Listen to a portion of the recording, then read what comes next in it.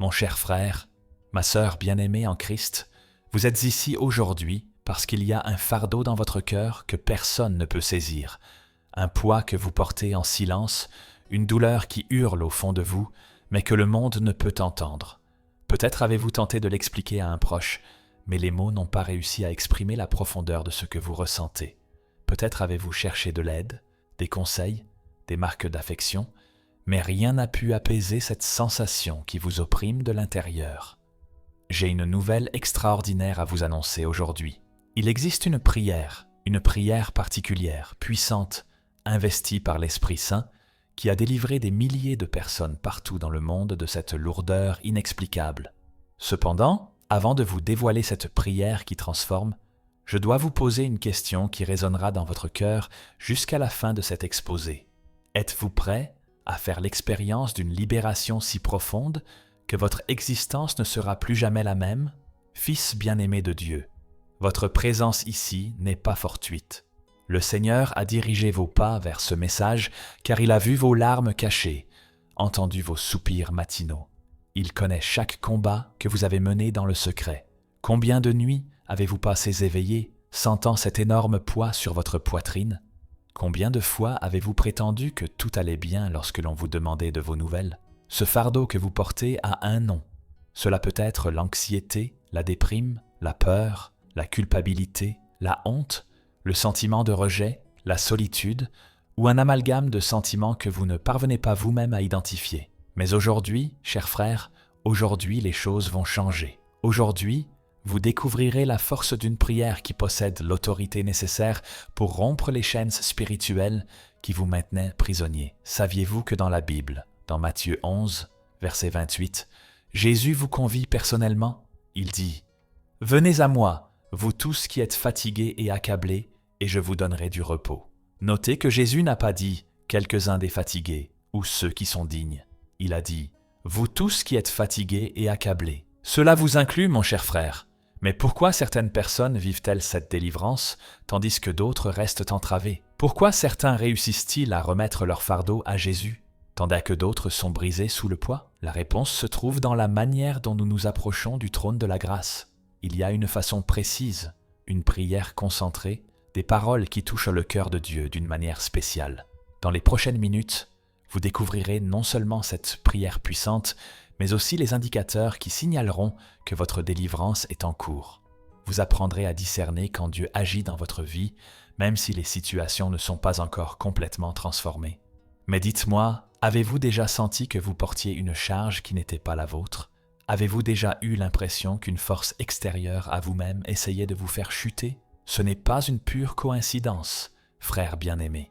Une bataille spirituelle fait rage. Et vous devez connaître les armes que Dieu a mises à votre disposition. Préparez votre cœur, car ce que vous allez découvrir a le pouvoir de transformer non seulement cette journée, mais le reste de votre existence. La prière que je vais partager avec vous n'est pas qu'un ensemble de belles phrases, c'est une clé spirituelle qui ouvre les portes du ciel et libère la puissance divine sur votre situation. Êtes-vous prêt à abandonner ce poids derrière vous? Êtes-vous prêt à jouir de la liberté que Jésus a remportée pour vous sur la croix? Alors, restez avec moi, car votre marche vers la délivrance ne fait que commencer. Père céleste, au nom de Jésus, je te prie avec ferveur en ce moment. Tu connais le cœur de chaque personne qui est ici aujourd'hui. Tu vois les larmes non versées, tu entends les plaintes silencieuses. Seigneur, prépare le cœur de chacun à recevoir ta libération. Que ton Esprit Saint touche profondément chaque âme meurtrie. Au nom de Jésus, Amen. Cher Fils de Dieu, avez-vous déjà réfléchi à la raison pour laquelle certaines peines sont si dures à expliquer? Pourquoi y a-t-il des instants où vous avez l'impression de hurler, mais que personne n'entend? Votre âme cherche à communiquer. Elle envoie des signaux de secours, mais les gens autour de vous ne peuvent tout simplement pas appréhender la profondeur de ce que vous endurez. Permettez-moi de vous raconter l'histoire de Job.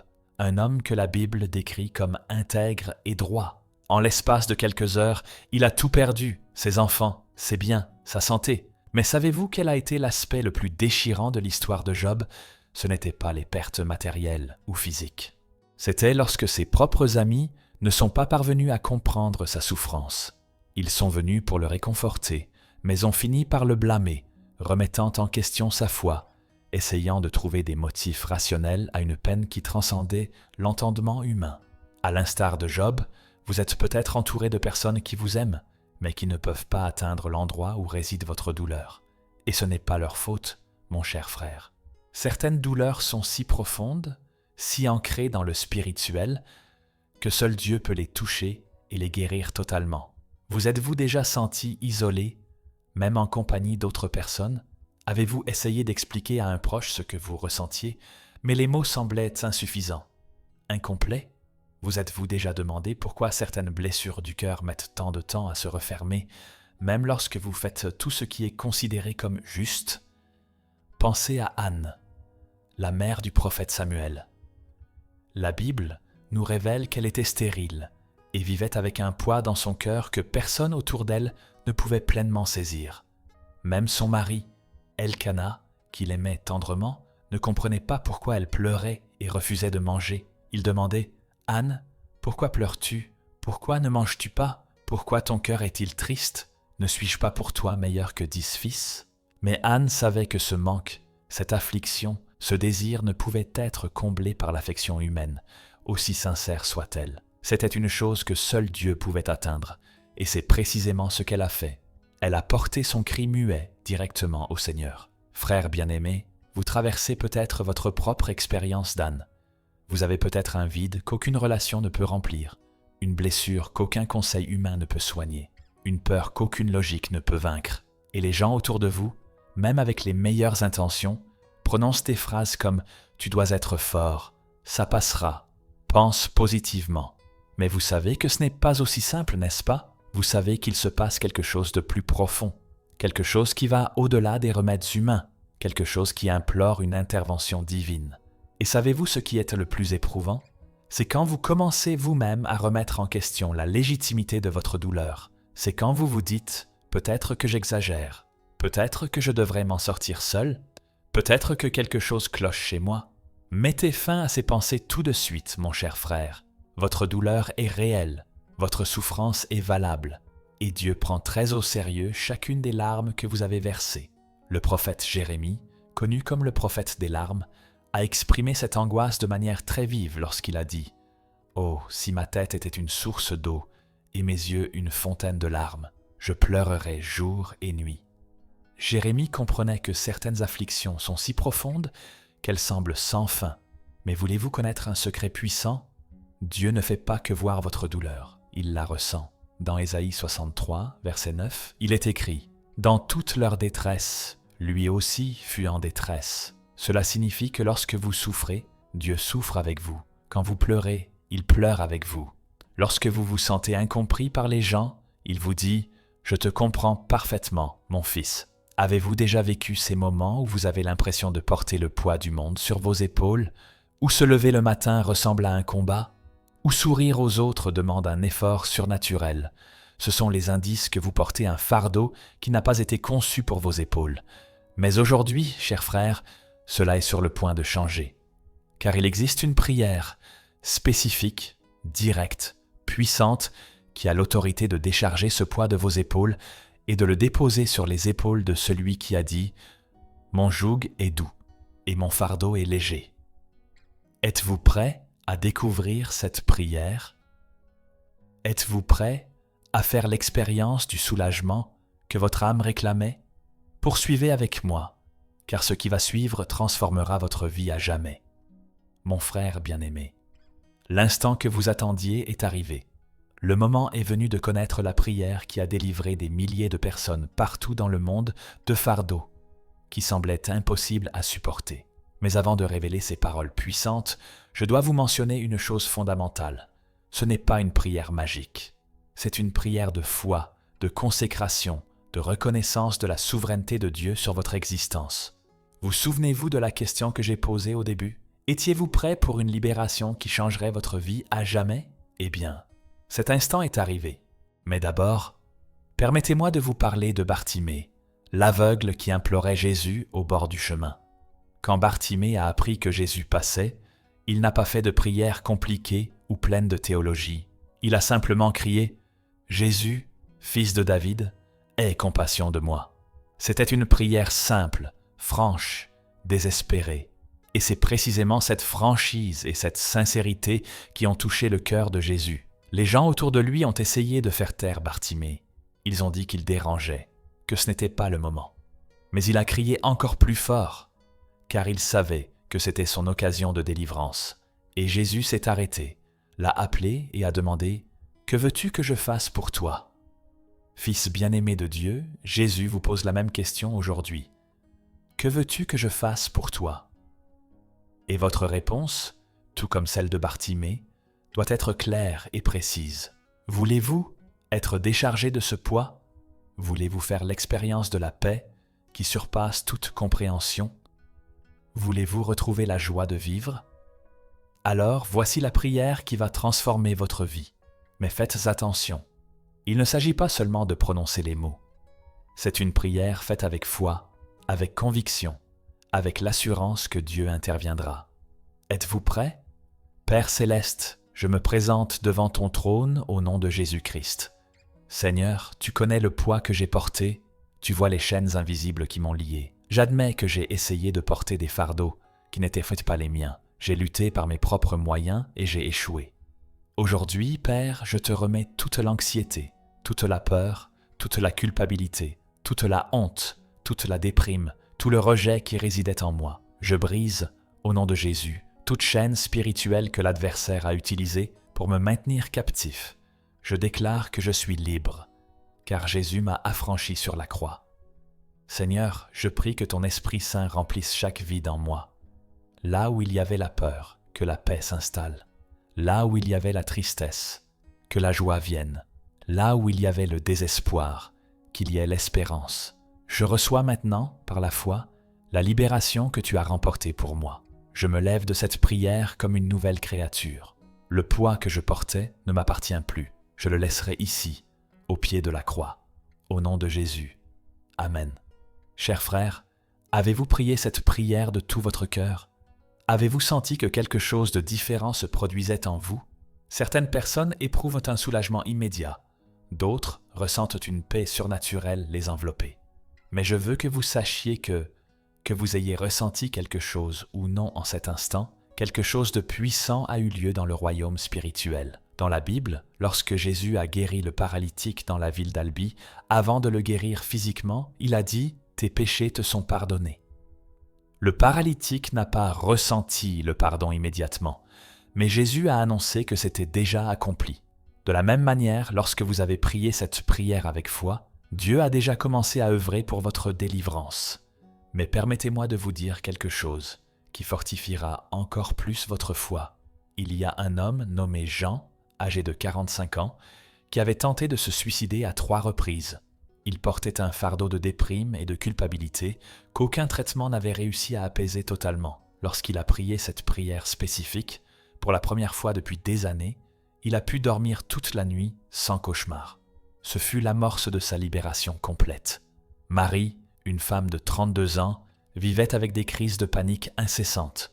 Elle ne pouvait pas quitter sa maison sans craindre que quelque chose d'horrible n'arrive. Après avoir prié cette prière, elle a témoigné qu'elle avait réussi à conduire jusqu'au supermarché pour la première fois sans éprouver de peur. De petits signes d'une grande transformation en cours. Voulez-vous savoir pourquoi cette prière est si efficace? C'est parce qu'elle contient des éléments fondamentaux qui touchent le cœur de Dieu. La reconnaissance de notre indigence, l'abandon sincère, la rupture des liens spirituels au nom de Jésus et la déclaration de foi de notre nouvelle identité en Christ. Lorsque vous priez « Je brise au nom de Jésus », vous utilisez l'autorité qu'il nous a conférée. Dans Luc 10, verset 19, Jésus a dit « Voici, je vous ai donné le pouvoir de marcher sur les serpents et les scorpions et sur toute la puissance de l'ennemi, et rien ne pourra vous nuire. » Vous détenez une autorité spirituelle, mon cher frère, mais vous pensez peut-être « Et si je ne ressens aucun changement immédiatement ?» Permettez-moi de vous parler de Naaman, le chef de l'armée syrienne qui souffrait de la lèpre. Lorsque le prophète Élisée lui a demandé de se plonger 7 fois dans le Jourdain, Naaman s'est irrité car il s'attendait à un geste plus spectaculaire. Mais lorsqu'il a obéi, même sans le comprendre pleinement, il a été totalement guéri. Parfois, la délivrance de Dieu se manifeste progressivement, comme l'aube. Vous ne voyez pas l'instant exact où l'obscurité se mue en lumière, Mais soudain, vous constatez qu'il fait jour. D'autres fois, c'est comme la foudre, instantané et puissant. L'important est que vous continuiez à faire cette prière, qu'elle devienne un élément de votre rituel quotidien. Et plus important encore, commencez à observer les signaux que Dieu est à l'œuvre. Vous pourriez commencer à mieux dormir, à ressentir plus de calme dans des situations qui vous rendaient auparavant anxieux, à avoir des pensées plus encourageantes sur vous-même. La libération que vous avez expérimentée par cette prière n'est que le point de départ. Dieu désire faire bien plus dans votre vie.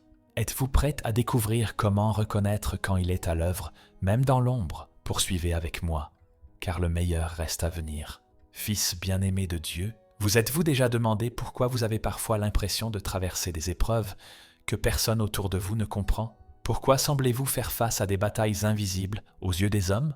Aujourd'hui, je veux vous ouvrir les yeux spirituels sur une vérité qui transforme. Dieu voit exactement ce que vous endurez. Il connaît chaque détail de votre lutte et il travaille en votre faveur, même lorsque vous n'en avez pas conscience. Permettez-moi de vous parler d'Agar, la servante de Sarah. Lorsqu'elle s'est enfuie dans le désert, enceinte et désespérée, elle pensait être totalement seule. Mais là, au milieu du désert, Dieu lui est apparu. Et savez-vous ce qu'elle a déclaré? « Tu es le Dieu qui me voit. » En hébreu, elle l'a nommé El Roi, le Dieu qui voit. Elle a découvert que même si personne d'autre ne la regardait, si personne d'autre ne se souciait d'elle, Dieu non seulement la voyait, mais il se préoccupait profondément d'elle. Mon cher frère, aujourd'hui, je désire que vous fassiez la même découverte qu'Agar. Vous n'êtes pas seul, vous n'êtes pas oublié, vous n'êtes pas passé inaperçu aux yeux du Créateur de l'univers. Chaque larme que vous avez versée a été vue par lui. Chaque nuit d'insomnie a été passée en sa compagnie. Chaque instant de désespoir a été ressenti par lui. Dans le psaume 56, verset 8, David écrit quelque chose d'exceptionnel. « Tu comptes mes pas vagabonds, tu recueilles mes larmes dans ton outre. Ne sont-elles pas inscrites dans ton livre ?» Cela signifie que Dieu ne fait pas que voir vos larmes. Il les collectionne, les préserve, les considère comme précieuses. Chacune a de la valeur à ses yeux. Mais vous pensez peut-être, si Dieu me voit, s'il se soucie de moi, pourquoi m'a-t-il permis de traverser tout cela? Frère bien-aimé, c'est une question qui résonne dans le cœur de nombreux enfants de Dieu. Et la réponse réside dans la nature même de l'action de Dieu. Il n'empêche pas toutes les tempêtes, mais il promet d'être avec nous dans chacune d'elles. Pensez à Joseph, vendu comme esclave par ses propres frères. Pendant des années, il a souffert injustement. Il a été calomnié, emprisonné, oublié. Mais la Bible dit une chose puissante. Le Seigneur était avec Joseph. Même en prison, même dans l'injustice, même lorsque Dieu semblait silencieux, il était à l'œuvre. Et à la fin, Joseph a pu dire à ses frères, « Vous aviez l'intention de me faire du mal, mais Dieu l'a converti en bien. » Voyez-vous ce qui s'est produit? Dieu n'a pas empêché la souffrance de Joseph, mais il a transformé cette souffrance en une destinée. Il a utilisé chaque expérience douloureuse pour préparer Joseph à sauver toute une nation de la famine. Maintenant, permettez-moi de poser une question qui pourrait changer votre perspective pour toujours. Et si le poids que vous avez porté, la douleur que vous avez ressentie, les luttes auxquelles vous avez été confrontés, n'étaient pas seulement des attaques de l'ennemi, mais aussi des outils entre les mains de Dieu pour forger en vous quelque chose d'extraordinaire? Je ne prétends pas que Dieu soit la source du mal, jamais. Ce que je dis, c'est que Dieu est si puissant qu'il peut prendre le pire qui arrive dans notre vie et le transformer en quelque chose de magnifique, en quelque chose qui sera une bénédiction non seulement pour nous, mais aussi pour de nombreuses autres personnes. Avez-vous déjà envisagé que Dieu vous prépare peut-être à devenir un instrument de guérison dans la vie d'autres personnes qui traverseront la même chose que vous? Que votre récit de délivrance est précisément ce que quelqu'un a besoin d'entendre pour ne pas renoncer à sa propre vie? Dans 2 Corinthiens 1, versets 3 et 4, Paul écrit « Béni soit le Dieu et Père de notre Seigneur Jésus-Christ, le Père des compassions et le Dieu de toute consolation, qui nous console dans toute notre affliction, afin que nous puissions aussi consoler ceux qui sont dans quelque affliction, par la consolation dont nous sommes nous-mêmes consolés par Dieu. » Remarquez-vous le cycle divin. Dieu nous console pour que nous puissions consoler les autres. Il nous guérit pour que nous puissions être des agents de guérison. Il nous libère pour que nous puissions aider à libérer les autres. Mais en attendant, pendant que Dieu œuvre dans les coulisses de votre vie, il veut que vous sachiez certaines choses essentielles. Premièrement, il surveille chaque pas de votre chemin. Dans Jérémie 1, verset 12, Dieu dit « Je veille sur ma parole pour l'exécuter ». Cela signifie que toute promesse qu'il a faite concernant votre vie, il est vigilant pour la réaliser. Deuxièmement, il envoie des anges pour agir en votre faveur. Dans le psaume 91, verset 11, il est écrit « Car il donnera des ordres à ses anges à votre sujet pour vous garder dans toutes vos voies. »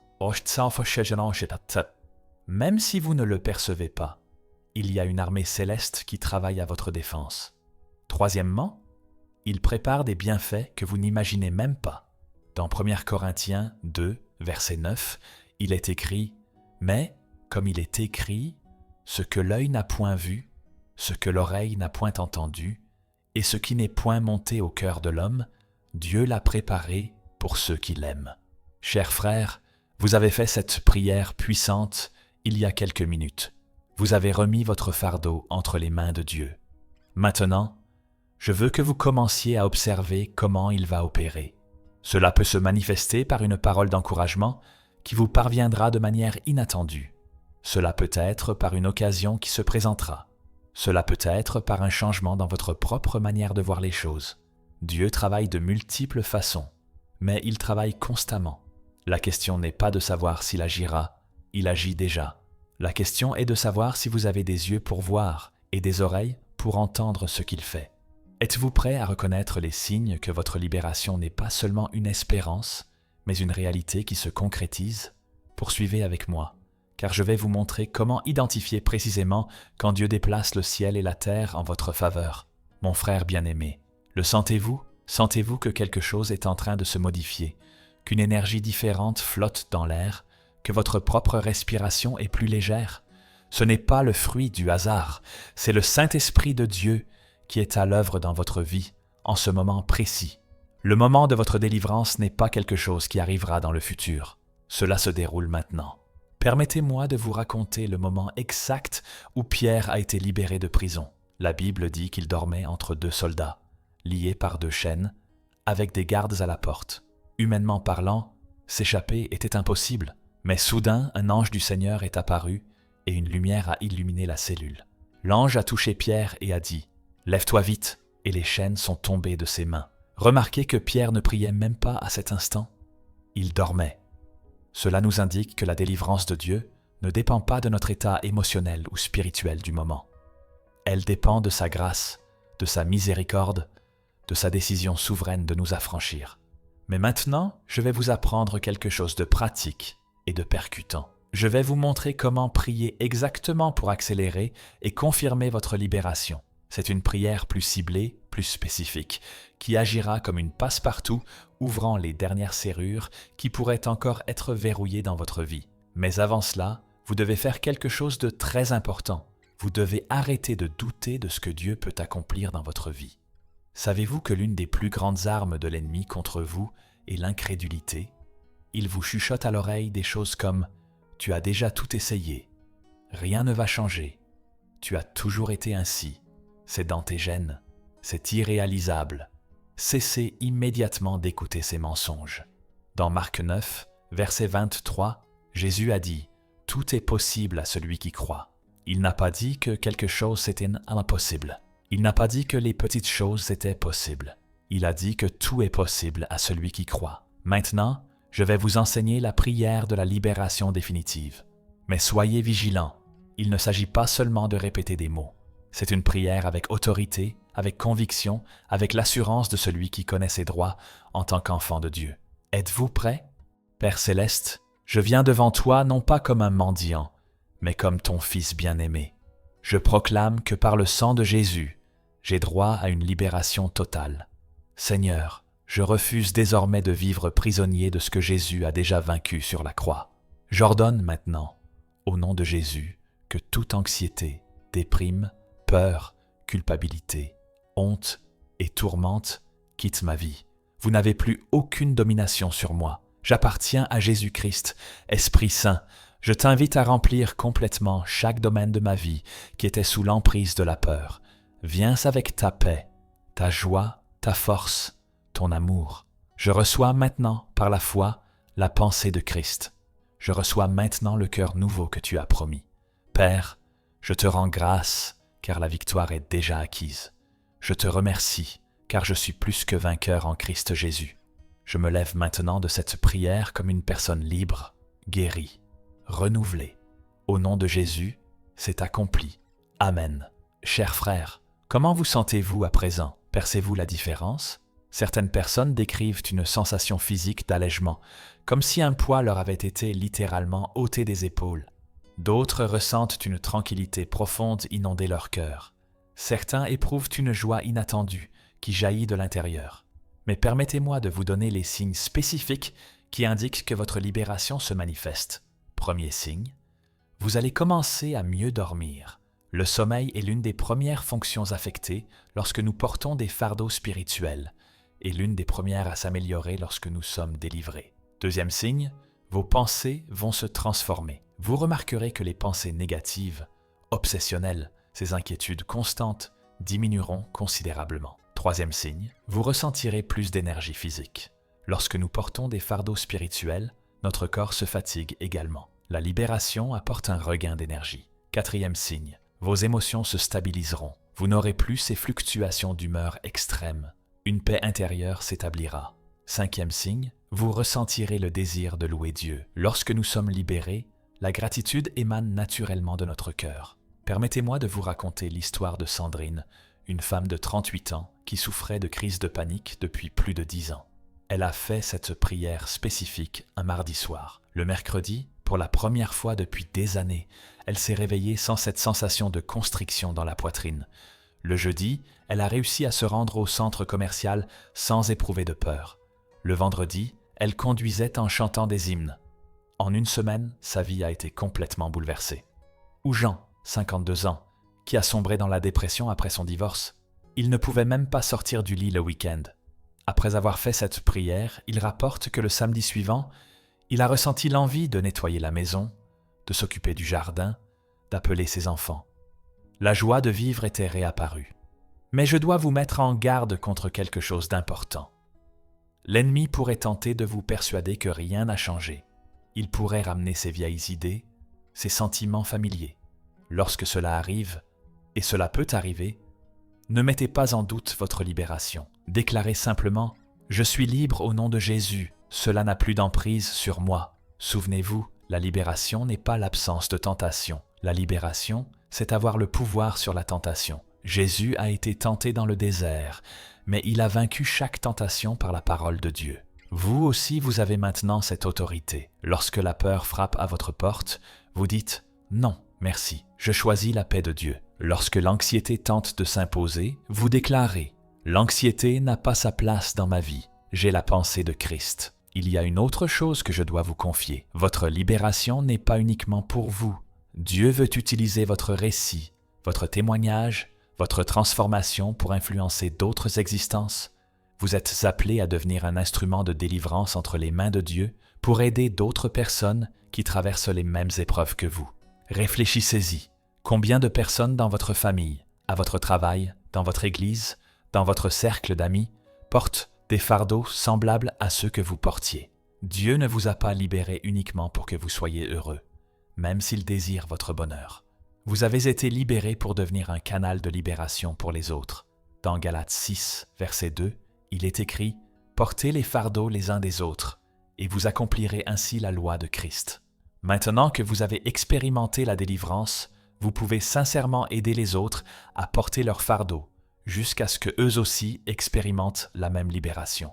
Mais que je sois clair sur un point. Votre libération est un cheminement continu. De même que vous n'êtes pas tombé malade d'un seul coup, le rétablissement complet peut également demander du temps. L'important, c'est que le processus a déjà démarré. La direction de votre vie a changé. Vous ne descendez plus, vous montez.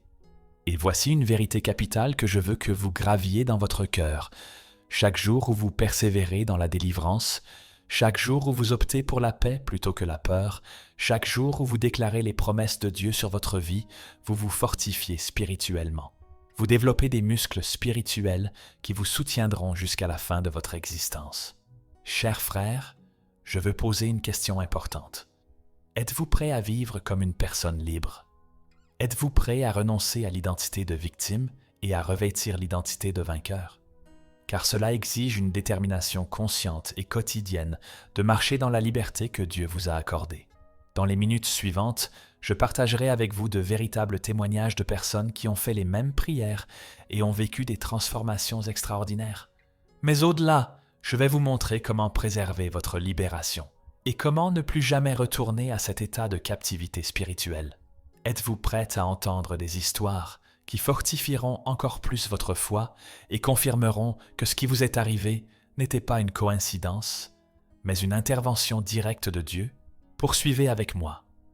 Mon cher frère, je souhaite maintenant partager avec vous les histoires réelles de personnes qui se trouvaient exactement là où vous étiez il y a quelques instants. Des personnes qui portaient des fardeaux inexplicables, qui se sentaient incomprises, qui ont tout essayé pour trouver un soulagement, et qui, par les mêmes prières que vous venez de faire, ont fait l'expérience de délivrance surnaturelle. Permettez-moi de vous parler de Marie-Hélène, 43 ans, mariée, mère de 2 enfants.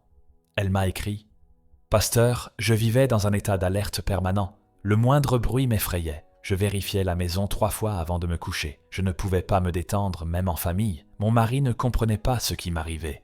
Je ne comprenais pas moi-même. » Marie-Hélène a continué. Quand j'ai fait la première prière que vous avez enseignée, j'ai senti quelque chose de lourd s'en aller de mes épaules, littéralement. Mon mari a affirmé que mon visage avait changé à l'instant même. Cette nuit-là, j'ai dormi 8 heures sans interruption, pour la première fois en 2 ans. Et quand je me suis réveillé, je n'ai pas ressenti le besoin de vérifier si les portes étaient verrouillées. C'était comme si mon cerveau avait été reconfiguré. Pouvez-vous vous reconnaître dans l'histoire de Marie-Hélène? Pouvez-vous noter à quel point la peur avait totalement dominé sa vie? Mais voyez la force de la prière spécifique. La transformation a été immédiate et concrète. Maintenant, permettez-moi de vous parler de Charles, 29 ans, célibataire, qui se débattait contre la déprime depuis l'adolescence. Il a rapporté « Chaque jour, je me réveillais avec ce sentiment que la vie ne valait rien. J'avais déjà essayé les médicaments, la thérapie, changé de ville, de nouvelles relations. Rien n'était durable. La tristesse revenait toujours plus forte. » Charles a ajouté « Quand j'ai fait la prière de la libération définitive, il s'est produit quelque chose que je n'oublierai jamais. J'ai pleuré, non de tristesse, mais de soulagement. C'était comme si le nuage sombre qui planait toujours au-dessus de moi s'était dissipé. Le lendemain, je me suis réveillé avec l'envie de sortir du lit. Cela ne m'était pas arrivé depuis des années. Mais ce qui m'impressionne le plus dans le témoignage de Charles, c'est ce qu'il a dit ensuite. « Pasteur, 3 mois après la prière, je me réveille toujours bien. Ce n'est pas que je n'ai jamais de mauvaises journées, mais la différence, c'est que maintenant, je maîtrise mes pensées. Avant, elles me contrôlaient. » Voyez-vous la distinction? La libération ne signifie pas que nous n'aurons jamais de difficultés, mais que nous aurons l'autorité sur elles.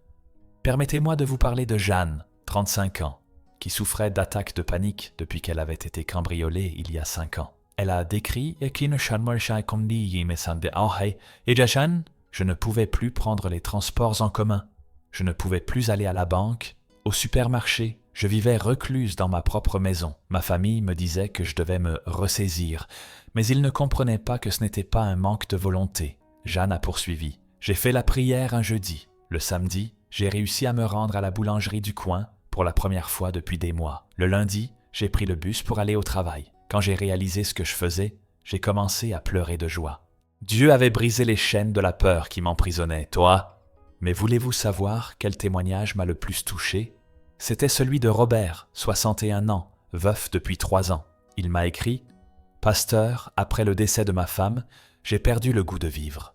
Je ne pouvais plus prier. Je ne pouvais plus sentir la présence de Dieu. C'était comme s'il s'était éloigné de moi quand j'en avais le plus besoin. » Robert a continué. « Quand vous avez dit de prier même sans en avoir envie, même en doutant, j'ai obéi. J'ai fait la prière de délivrance en pleurant, mais sans foi. Et savez-vous ce qui s'est passé? Pour la première fois en 3 ans, j'ai réussi à me souvenir de ma femme en train de rire, au lieu de me rappeler d'elle souffrante à l'hôpital. La douleur de la perte était restée, mais l'amertume a quitté mon cœur. Ces témoignages ont un point commun. L'avez-vous remarqué? Toutes ces personnes avaient d'abord tenté des solutions humaines avant de rechercher la libération spirituelle. Et toutes ont fait l'expérience de changements qui ont commencé immédiatement, mais se sont consolidés avec le temps. Mais permettez-moi de vous parler d'un cas qui touchera votre cœur d'une manière particulière. Anne-Claude, 19 ans, fille de pasteur, vivait avec une culpabilité atroce à cause d'erreurs passées. Elle écrivait « Je savais intellectuellement que Dieu m'avait pardonné, mais mon cœur ne pouvait l'accepter. Je vivais en me punissant, en me sabotant, pensant que je ne méritais pas d'être heureuse. » Anne-Claude a raconté « Quand j'ai fait la prière spécifique pour rompre les chaînes, j'ai senti physiquement comme des menottes invisibles tomber de mes poignets. Et pour la première fois depuis des années, j'ai pu me regarder dans le miroir sans éprouver de dégoût envers moi-même. Dieu ne m'a pas seulement pardonné, il m'a aidé à me pardonner à moi-même. Savez-vous pourquoi je partage ces témoignages avec vous? Parce que je veux que vous compreniez que votre libération n'est pas un événement isolé. Des milliers de personnes partout dans le monde expérimentent la même puissance de Dieu qui vient de toucher votre vie. Et savez-vous ce qui est le plus incroyable? Chacune de ces personnes est maintenant devenue un instrument de libération pour les autres. Marie-Hélène a établi un groupe de soutien dans son église pour les femmes souffrant d'anxiété. Charles a commencé à partager son histoire dans les universités. Jeanne est devenue conseillère pour des personnes ayant subi des traumatismes. Robert est retourné servir dans l'œuvre de Dieu avec une compassion renouvelée. Anne-Claude aide les jeunes qui luttent contre la culpabilité et le jugement. Remarquez-vous ce que Dieu a accompli? Il n'a pas seulement libéré ces personnes, il les a transformées en libérateurs. Et devinez quoi? Il veut faire de même avec vous. Votre histoire de délivrance ne prend pas fin ici. En fait, elle ne fait que commencer. Êtes-vous prêt à découvrir comment vivre de manière pérenne dans cette liberté et comment devenir un instrument de libération dans la vie d'autres personnes? Poursuivez avec moi, car le meilleur est à venir. Père glorieux, merci pour tout ce que tu as fait aujourd'hui dans la vie de mon cher frère. Merci pour la libération, pour la guérison, pour la restauration. Maintenant, Seigneur, je te prie de confirmer dans son cœur qu'il est véritablement libre, que ton Esprit Saint le guide dans toutes ses voies à partir de maintenant, qu'il n'oublie jamais ce jour, cet instant de délivrance. Au nom de Jésus, nous scellons cette œuvre. Amen. Mon frère bien-aimé, nous sommes arrivés au terme de ce parcours transformateur, mais en réalité, nous sommes au commencement de quelque chose de bien plus vaste. Ce qui s'est produit ici aujourd'hui n'était pas seulement une émotion passagère ou un soulagement temporaire. Ce fut une intervention surnaturelle de Dieu dans votre vie. Vous n'êtes plus la même personne qui a commencé à visionner cet exposé. Vous souvenez-vous de la question que j'ai posée au début? Étiez-vous prêt à faire l'expérience d'une libération si profonde que votre vie ne serait plus jamais la même? Eh bien, vous pouvez maintenant répondre à cette question avec assurance. Oui, vous avez expérimenté cette libération, mais je veux que vous compreniez quelque chose de fondamental. La liberté s'accompagne d'une responsabilité. Vous avez été libéré non seulement pour votre propre bien, mais pour être une source de bénédiction dans la vie d'autrui. Dans Galates 5, verset 1, il est écrit « C'est pour la liberté que Christ nous a affranchis. Tenez donc ferme et ne vous laissez pas remettre sous le joug de la servitude. » Cela implique que vous devez prendre une décision consciente et quotidienne de marcher dans la liberté que Dieu vous a donnée. Comment faire cela? Permettez-moi de vous donner des conseils pratiques. Premièrement, priez ces prières puissantes chaque jour. Intégrez-les à votre routine quotidienne. Le matin, avant d'affronter le monde, déclarez votre libération. Le soir, avant de vous endormir, remerciez Dieu pour la liberté que vous avez vécue ce jour-là. Deuxièmement, lorsque les anciens symptômes essaient de ressurgir, et cela peut arriver, ne paniquez pas.